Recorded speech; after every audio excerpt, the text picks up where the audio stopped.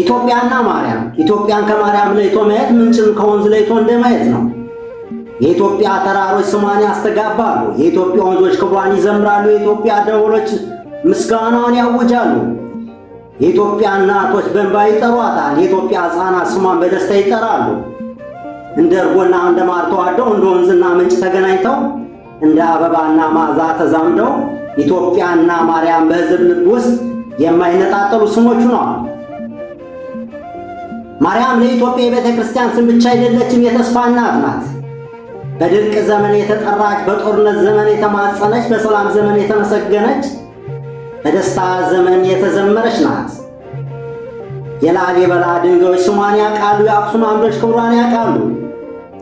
የጣና ውሃዎች ምስጋናዋን ያውቃሉ። የሰሜን ተራሮች ውዳሴዋን ያውቃሉ። ኢትዮጵያ ስሟን በክብር ዘምራለች፣ በቅኔ አወድሳለች፣ በማኅሌት ዘምራለች፣ በእንባ ለምናለች።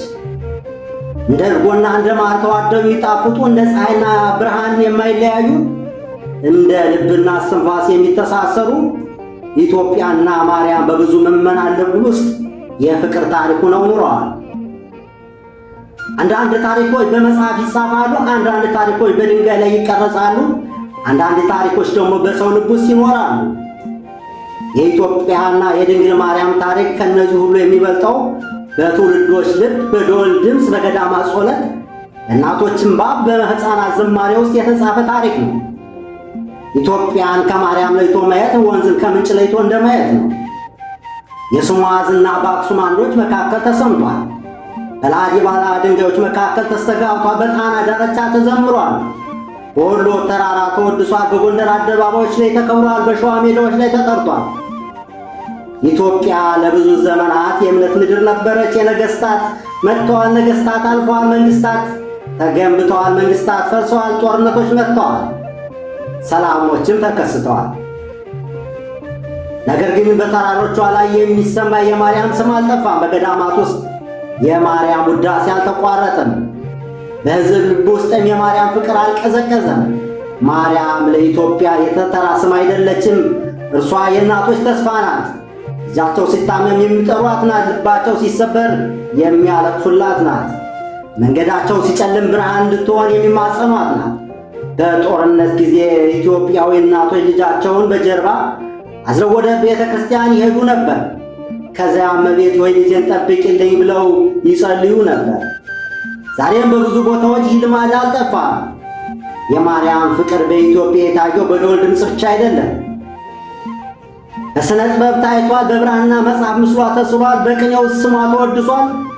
በመዝሙር ክብሯ ተዘምሯል። በጸሎት ምልጃዋ ተጠይቋል። የኢትዮጵያ ታሪክ ከእምነት ታሪክ ጋር በብዙ መንገዶች ተያይዟል።